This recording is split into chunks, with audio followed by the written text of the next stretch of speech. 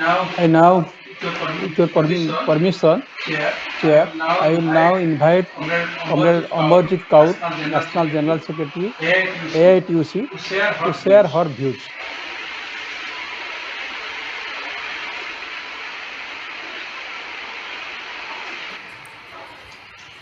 Thank you. And first of all, my great thanks to Mishra ji.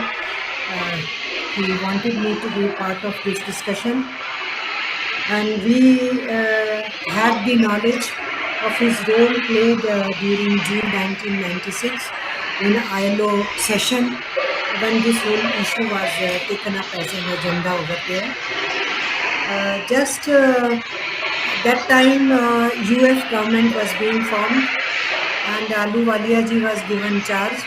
And I remember in our office, Renane Jhabwala reached with a message from Ila Bhatt and said that please talk to the new minister who will be heading the delegation over there, that the Indian government should take positive approach and positive vote on this question of convention for home-based workers.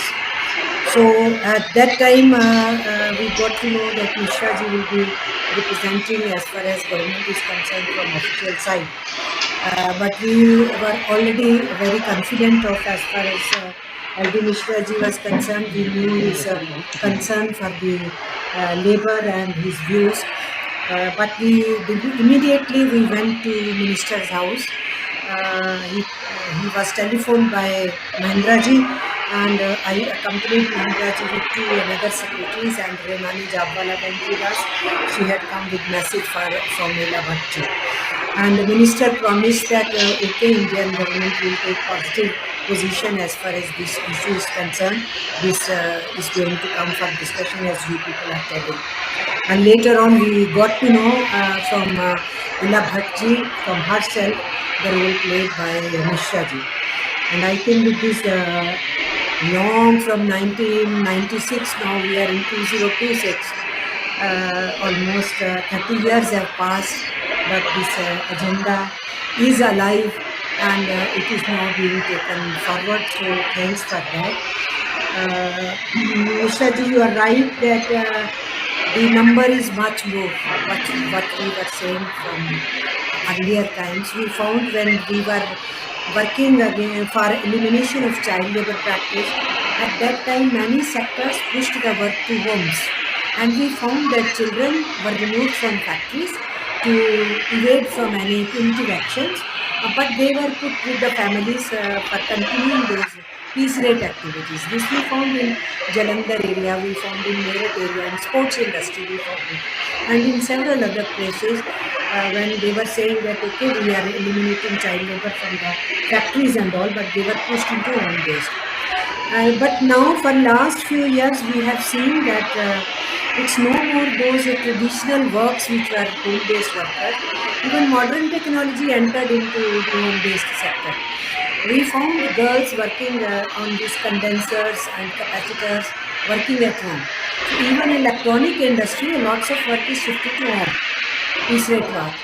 So it's not only those earlier traditional things which continue as home-based workers, piece work, many more works have been added into it, and with situation of more of joblessness, this piece rate work is increasing. And there was always an issue. You talk of minimum wages, the reason of minimum wages. Also, at whenever you have pay commissions, you address the issue of minimum wages. When you have discussions on bipartite, you address it. But there is, or when you are discussing in states on the minimum wage committee, you are addressing the workers of those states. But there is never a system of how a piece rate minimum wage has to also to be revived time to time. This has been contention from our trade union side, that this wage is a very, very serious issue for piece rate workers who are home-based workers. So designing this law itself and bringing this wage question into the center stage will be very, very important. As Mishra ji has spoken about various components, how this wage needs to be calculated and all. So it will be important to have this legislation. I remember that we wanted respective governments asking them to ratify this convention and make a law in relevance to this convention after ratification. We kept saying, but this was not happening. So many years after, now this exercise, which is a welcome exercise. Of course, I agree with the proposal that survey is needed. Without knowing actually roundabout, at least near about the number, the strategy itself making is not that easy process. And while making law, of course, setting preamble and then the various other things, making its clauses, addressing the disease issue, communicable or non-communicable, their workplace is their home, so hazards increase. Because hazards increase for whole family. It increases for children of the family. It increases for the elders of the family. So hazards increase at home because home and the workplace is same in many of these activities. My husband being the ENT surgeon, he keeps telling me that I received so many women running to my clinic with the children putting naphthalene here or beads over here or something gone into throat, or when they are making bindi and all and they are working with beads and all, or children catching all those diseases very at the young age, especially in the beauty sector. So he tells me all this, and no facility, no contractor who gives this piece rate work to be done. It takes responsibility of the child of that lady, if that child, because child is playing nearby and she is doing that piece of work. So one is that children also get into this labor situation when it is being worked from home. And another is the smaller children get into hazards. And thirdly, all the hazard or the pollution or whatever it is, that gets confined to the four walls, and that harms the other members of the families also, especially those who are old and sick in the family. So, of course, these issues need to be addressed with a human angle, with a human approach. You mentioned about building and construction in detail. Similarly, the other sectors also naturally, with the limited time we mentioned for detailed purposes, these all the home-based piece rate workers need to be addressed, and their specific disease situations are different, their specific health needs are different, then their social security issues, all of them, their issues need to be addressed. Maternity issue is for everybody, home-based worker or a regular worker or a contract worker, and I do agree they come in the category of contract workers, and contract workers act itself is not getting applicable on them as it should be applicable. That is also another issue. The point raised about perennial kind of nature, there should be regular workers and other work which is seasonal or for small period, could be piece rate workers. This is Mishra-ji made this point. It's well taken, because we find that perennial nature of job is also going on contract basis. We have been asking for regularization. But now with these new codes which are coming, fixed term employment being made into it, it is becoming more dangerous that the perennial nature of job workers will be put into fixed term work, and fixed term work is actually a contract work, and you cannot guarantee. You are saying that 1 year will be completed, we will give gratuity, we will give social security. Actually, most of the times this fixed term is only for small period. It may be seasonal, it may be for 3 months, it may be for 6 months, it may be for 8 months. And as you have the psychology of employer, why they will like to complete it for 1 year? They will try to keep it for less than 1 year. So those issues, we already know how the existing laws were also being violated, and in many cases these labor codes will be actually decriminalized as far as the punishments to employers were concerned, and in most of the cases punishments removed and only cash fines to be given, and in many cases violation will be legalized. This is how we are looking at it. In such a scenario, attempting this kind of serious exercise is, I think, is a great necessity, which has been taken up by the committee, which has been formed, and Mishraji being heading this whole exercise from AITC. We really welcome it, and we would definitely like to play our role. Unionization, as he said, is very important. Making cooperatives is also very important. Our experience of forming cooperatives has been very, very positive with some of these workers to address their day-to-day problems also. And unionizing them, daily workers were unionized, and unions also had fought for the law to be enacted, which ultimately got enacted during the period when Mishraji was mentioning about it. Similarly, on construction workers, after long battle, after having law in Kerala, then there was law in Tamil Nadu, then ultimately we could get the law at the all India level.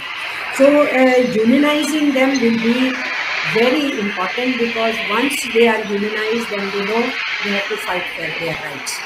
Identification of their rights while they are being unionized, and then inspiring them to fight as a union for their rights, as rightly put forth by Mishraji, it's a question of human dignity, and nobody should be in bondage. If the wage itself is denied, it is a bondage. That is what Supreme Court has given its judgments in various cases.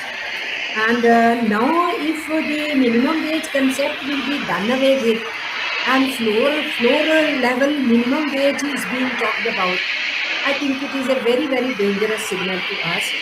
There is no concept in Indian Constitution or in existing labor laws about floor level minimum wage. And now the trend seems to be they want floor level minimum wage to be legalized, which is no concept in Indian Constitution. And if that becomes the legal format, then who will be interested in giving minimum wages? Nobody will be interested in giving minimum wages, because you will have punitive action only if you will go below that floor level minimum wage, which was announced at rupees 178 in 2019 when Code on Wages was introduced. So we are a little bit very skeptical as far as the new developments which are taking place, and during those developments to assert for the rights of workers, their unionization, their wage question, their health question, and those issues to be addressed as per Indian Constitution's directions is a very brave and very human exercise, I should say, a pro-Indian constitutional exercise, I should say, from the rights of the labor to have a dignity. That is the kind of the exercise. Mishraji was talking about BD sector, how they make their wages.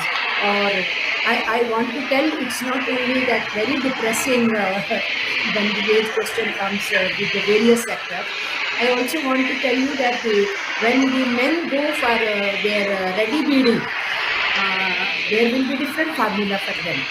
And when women go taking, their rejection of BD will be much more. You see, when they segregate and say, this BD is good, we accept it, this BD is not properly rolled, we are rejecting it. So the reaction will always be much more with the women labor. That has been our experience in the unions when we went down with these workers to talk about. And Chudiwala, what do?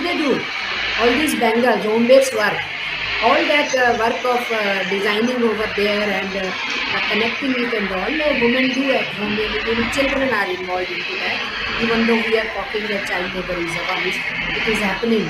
Still it is happening under the carpet. So there, what do they say? For them, 1 dozen is not 12 chudi. 24 chudis, the bangles is 1 dozen. This is how they treat women. When they are calculating for their how much money they have to pay for those bangles which they connected or on which they did some artwork on it. So that we have been saying. Even the giving for those wages, when the piece rate they are giving, even there all kinds of money is done, and denial is done, and women labor is treated much more even than by men labor. So all this, if we have to address those serious issues going on in this sector, naturally it will be great tribute to Ilaji also. She was always working with women and she organized Seva.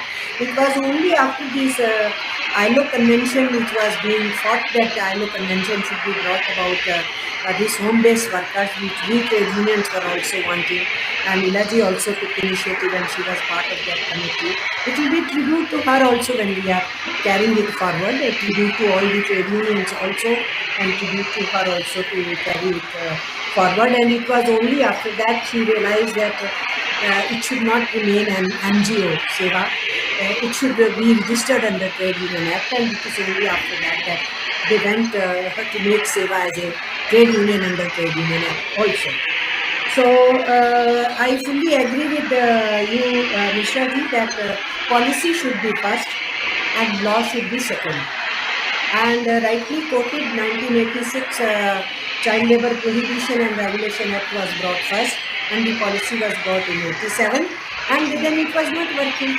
Our act itself was not working. So policy should be worked out first, and from policy then the law should emanate.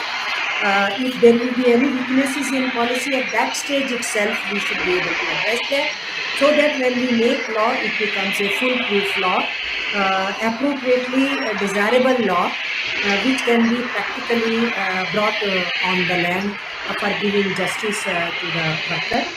And I do agree that in that policy that employer-employee relationship is there. That component has to come, as you defined how contractor is managing everything, controlling everything, guiding everything, handling everything. So there is a relationship. I do agree with that. That should be part of it, as you said it. And both things can be done, trade unions and cooperatives. That is also correct suggestions. And hours of work, of course, we are really grappling with. We were really very much pained when Narayan Murthy ji came with the formula of 72. And then another person, Sam Subramaniam ji, he said that you can work for 90 hours in a week. And then jokingly he talked about why should men keep looking face of their wives at home, they should work on Sundays also. It was so humiliating even to women who are working women, many of them. So this kind of approach which is coming, it's not only dehumanizing, it is in a way taking us back to 19th century. The battle of labor began with that treat us as human beings. Don't treat us as animals. You can take as much work from animals, give a little bit food to them, and then next day take the work. But we are human beings, we are creative, and we have senses, we feel also, and we have families also. And that's how the medical fraternity had come out with this understanding that you can't work beyond so many hours. You have limitations of body, you have limitations of mind working. That physical, biological limitation is there, which Mr. Ji pointed out in his presentation. So that based on the medical fraternity's understanding, the labor movement all over the world raised this issue, asking for fixed working hours, and that battle went on from 1886, first May, that's first Chicago event, and then up to 1919. And at ILO Convention number 1, we got for 8 hours.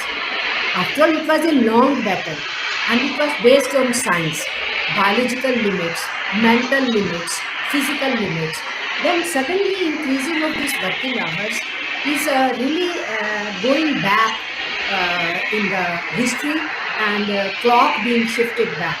So hours of work will be very important for these piece rate workers also, because basically we believe that these hours of work, those who are doing work from home, high technology, when you ask them, People think that they are very much liberated working from home. You ask those women, highly qualified, they don't have any time. They are attending children, they are attending other family members, old persons, then looking into cooking also, and then again sitting, coming in front of the screen, again doing work, then again going there. For them, there is no working hour, everything is assimilated into everything. So it's those who are doing for home based, working for 9 hours or 10 hours, 12 hours, and payment you are calculating on based on the one, but it is other family members also who are contributing. So that was a different kind of a situation which need to be corrected, and this is also a home-based work in the modern technology where you are talking in different terms, not piece rate, but on technology you are sitting and doing your work from home. That is also coming up in the modern technology also. Exploitation in new way is coming. One might have to address those issues which we are addressing at regional level, but at present we are talking about this piece rate working. But this working from home has always been a hazard. It's not with the player, and that's why for BD workers we had thought that you give them separate spaces, and then separate spaces were prepared where they can go work and then come home. That was experimented in many places, so that they can go in a group and sit over there. Children are kept away from that kind of an exercise. That was also done, and I agree on this whole question of wages to be paid in a regular format, as he said, and program of action, of course, needs to be evolved. Some suggestions you have given. We will also, when we carry forward this exercise first and then take it forward, we will be able to get ourselves involved. But from a trade union point of view, I can say that almost all the trade unions will be happy with this thing, the exercise being taken at present. And from AITUC, I can assure you, and I'm sure that other trade unions will also welcome it. It is a long pending issue, which is now having a ray of hope that a full team will be working for preparing the law. We all should be able to impress upon the government to ratify convention in that direction and have a policy in that direction, and based on policy to have a law in that direction. So I welcome this today's roundtable which you have called for consultations and discussions. These are my initial remarks after listening to Mishra ji and the additional points. We have organized Agarbatti women, BD women in the Bengal area, then other home-based workers, then in the textile industry home-based workers. Many places these home-based workers we attempted and we organized. It's not so easy. They don't allow people to go and organize at home. So we use our women groups, our women organizations, through them having an entry in home. It's not so easy men going and having an entry at home to talk to women for a unionization and all.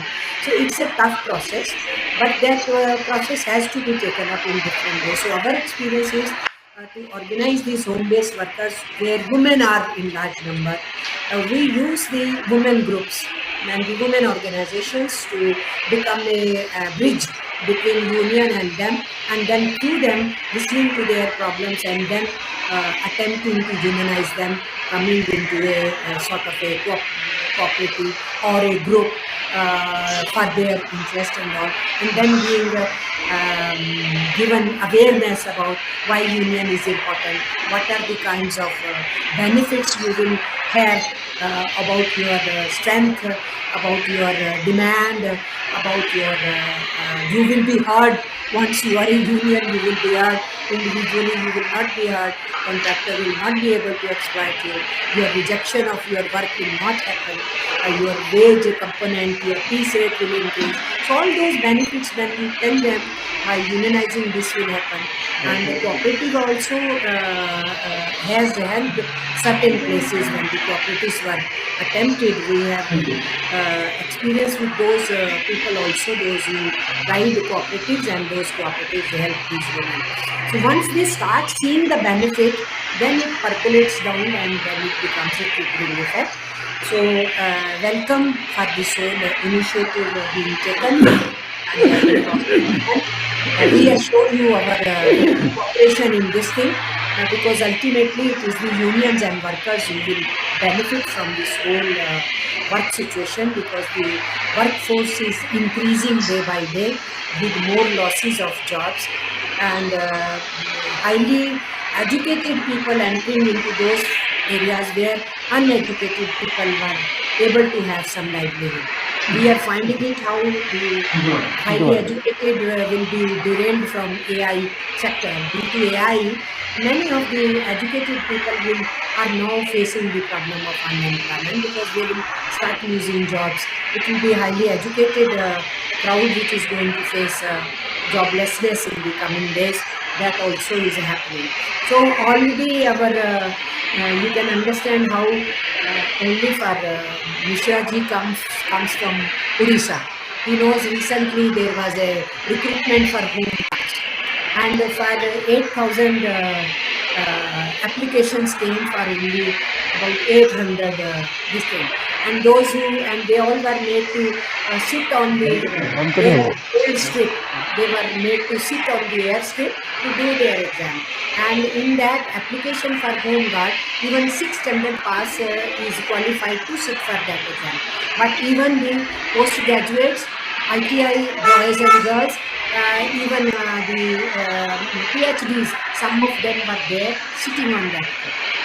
So we can see this unemployment is such a serious, and before that done in various districts.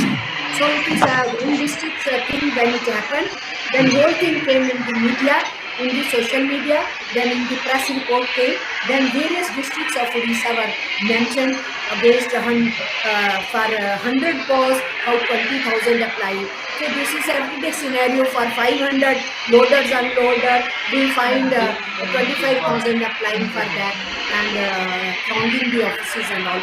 All this scenario is happening. In such a situation, if this home-based sector will increase, contract work will increase, then if there is no law for them, it will be so dehumanizing. So this exercise at such a time becomes much more important. And once again, I congratulate while concluding. I congratulate and I assure AITUC will definitely play its role wherever we will be asked to. We will be giving our suggestion wherever the surveys are taken, and that exercise will be taken when we choose the areas where we are going to go.